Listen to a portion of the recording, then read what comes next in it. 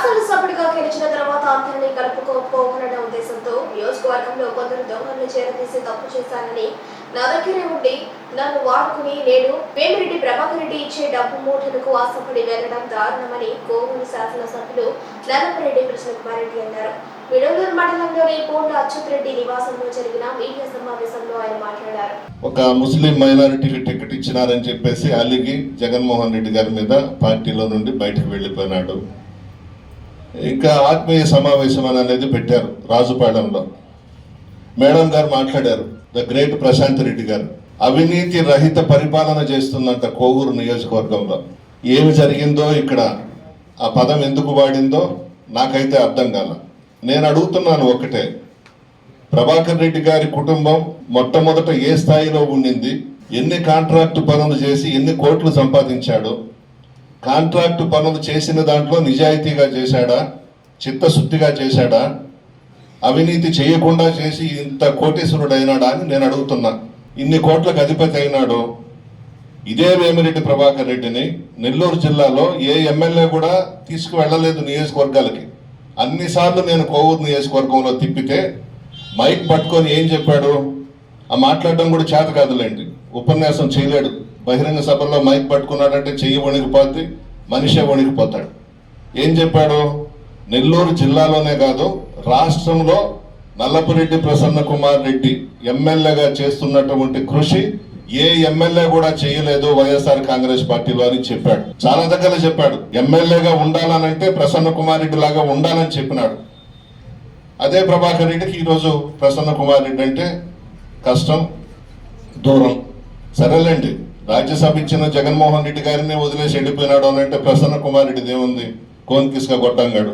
ఆయన అంటే రాజ్యసభ 6 సంవత్సరాలు ఇచ్చినాడు, భార్యకి తిరుమల తిరుపతి దేవస్థానంలో మెంబర్షిప్ ఇచ్చినాడు, ఢిల్లీలో టీటీడీ బోర్డుకు సంబంధించి చైర్మన్ చేశాడు 4 రాష్ట్రాలకి. అన్ని చేసిన వ్యక్తినే వదిలేసి వెళ్ళిపోయినాడు అని అంటే ఇంకా ఆయన గురించి చెప్తే చాలా ఉన్నాయి. నేను కానీ అవన్నీ కూడా చెప్తే ఈ ప్రభాకర్ రెడ్డి నెల్లూరు జిల్లాలో కాదు కదా రాష్ట్రం వదిలే వెళ్ళిపోతాడు. కానీ చెప్పదలుచుకోవాలా, అంత దూరం నేను వెళ్ళను. ప్రజలే కోర్టులో శిక్ష వేయబోతున్నారు. ఈ కోవూరులో కానీ ఆయన నిలబడ్డ 7 నియోజకవర్గాల్లో కానీ ప్రజలే శిక్ష వేస్తారు కోర్టులో అతనికి, జగన్మోహన్ రెడ్డి గారికి చేసినటువంటి అన్యాయానికి. మీరేందమ్మా మాట్లాడేది, అవినీతి రహిత పాలన చేస్తాం, బొచ్చులో పాలన చేస్తాం, ఏం మాట్లాడుతున్నారు మీరు? ఏ రోజైనా ప్రజల్లోకి వచ్చారా మీరు? సామాన్యుల్ని మీ ఇంట్లోకి రానివ్వగలుగుతారా? ఎస్, 3 గేట్లు దాటిపోవాలి మీ ఇంట్లోకి రావాలంటే. మీరెక్కడ కలుస్తారు? మీరంతా కోటీశ్వర్లతో స్నేహాలు చేస్తారు, పెద్ద పెద్ద ధనవంతులు కావాలి మీకు, పెద్ద పెద్ద కాంట్రాక్టర్లతో స్నేహాలు మీకు. సామాన్య ప్రజలు వస్తే మీరు అసలు పలకరిస్తారా? చెప్పండి. ఎందుకు ఇప్పుడేదో వచ్చి నడమంత్రపు సిరి వ్యవహారాలు చేస్తూ మీ స్థాయి ఏందో మీరేందో ఒకసారి గుర్తించుకోండి.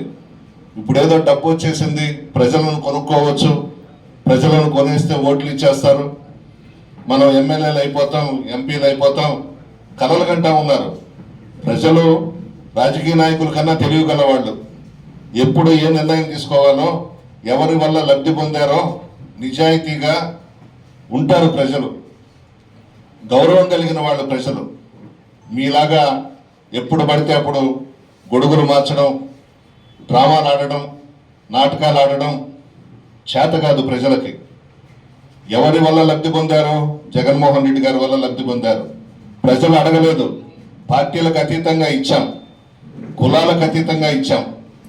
విజయవాడలో బటన్ నొక్కితే నేరుగా లబ్ధిదారులకు అందింది.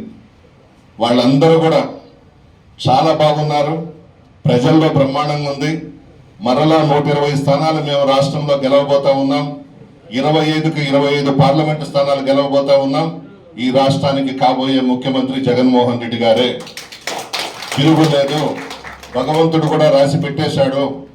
ప్రజల ఆశీర్వాదాన్ని ఎవ్వరూ కూడా తుడపలేరు. ప్రజల మనసుల్లో చిరస్థాయిగా నిలిచిపోయే వ్యక్తి ఈ భారతదేశంలో ఎవరైనా ఉన్నారంటే ఆంధ్ర రాష్ట్రంలో ఒక్క జగన్మోహన్ రెడ్డి గారు మాత్రమే. ఇవి గుర్తుపెట్టుకోండి. మీ దగ్గర ఏదో డబ్బు ఉందని మండలంలో ఉన్నటువంటి నాయకుల దగ్గరకు పోవడం, నీకు ఒక 1 crore ఇస్తాను, 2 కోట్లు ఇస్తాను, మీరు వచ్చేయండి, నేరాలకు కూడా కొంతమంది లొంగిపోతున్నారు. నేనైతే ఒక పొరపాటు చేశాను, ఒక తప్పు చేశాను. పార్టీ నాయకులను కార్యకర్తలందరినీ కూడా మా కుటుంబ సభ్యులందరినీ కూడా క్షమాపణ కోరుతున్నా. మన పార్టీ అధికారంలోకి వచ్చిన తర్వాత కొంతమంది దొంగల్ని వెధవల్ని మన పార్టీలో చేర్చుకుని తప్పు చేశాను. ఈ 5 సంవత్సరాలు నన్ను ఉపయోగించుకున్నారు. ఎంత సంపాదించారో కూడా నా దగ్గర లిస్ట్ ఉంది. ఈరోజు వేమిరెడ్డి ప్రభాకర్ రెడ్డి వాళ్ళ ఇళ్ళకి పోయి 1 కోటి ఇస్తాను 2 కోట్లు ఇస్తాను అని అంటే డేట్స్ ఫిక్స్ చేసుకొని ఉన్నారు పార్టీలో చేరేదానికి. వెళ్ళిపోండి. నేను తప్పు చేశాను, పొరపాటు చేశాను. అసలు అటువంటి వెధవల్ని పార్టీలో చేర్చుకోవడమే నేను చేసిన పెద్ద పొరపాటు. భవిష్యత్తులో ఈరోజు నన్ను నమ్ముకున్న నాయకులు కానీ కార్యకర్తలు కానీ మా కుటుంబ సభ్యులు కానీ ఎవరిని వదులుకోను. మరలా రాబోయేది మా ప్రభుత్వమే. జగన్మోహన్ రెడ్డి గారు మరలా ముఖ్యమంత్రి కాబోతున్నారు. మేమంతా ఎమ్మెల్యేలను కాబోతా ఉన్నాం. మీలాంటి దరిద్రులని వెధవల్ని నా గడప కూడా తొక్కనివ్వని కదా మనస్సాక్షిగా చెప్తా ఉన్నాను. భగవంతుని మీద ప్రమాణం చేసి చెప్తా ఉన్నాను. నమ్మి దగ్గరకు తీస్తే గొంతుకు వస్తారా? ఏం తప్పు చేశాను నేను? ఏం అన్యాయం చేశాను మీకు? మిమ్మల్ని ఏమన్నా కష్టపెట్టానా? నా మొహం అడ్డం పెట్టుకొని డబ్బు సంపాదించుకున్నారు మీరు 5 ఏళ్లలో. మీరు ఏమి చెప్తే అది చేశాను. మీ పంచాయతీలో సర్పంచ్ ఓడిపోతే కూడా గెలిచినట్టు ప్రకటించాను నేను. నా గొంతుకు వస్తారా? ఏం తప్పు చేశాను చెప్పండి. కుట్రలో కుతంత్రాలు చేయడం నా చేత కాదు. అభిమానిస్తాను, దగ్గరకు తీసుకుంటాను, నా సొంత కుటుంబ సభ్యుల్లాగా దగ్గరకు తీసుకుంటాను. అన్యాయం చేయడం, ద్రోహం చేయడం ఇవన్నీ నాకు చేత కాదు. ఉన్నది మాట్లాడతాను. ఎవరైనా తప్పు చేస్తే నువ్వు ఈ విధంగా తప్పు చేశావో సరిదిద్దుకోమని చెప్పి చెప్తానే కదా. కక్ష సాధింపులు అనేవి నా దగ్గర లేవు, కానీ ఇంకా చేస్తాను. మీరు ఈరోజు నాకు చూపించారు కదా వేమిరెడ్డి ప్రభాకర్ రెడ్డి దగ్గర డబ్బులకు అమ్ముడు పోయి నేనేందో చూపిస్తా, ప్రసన్న కుమార్ రెడ్డి అంటే ఏందో చూపిస్తా భవిష్యత్తులో మీకు.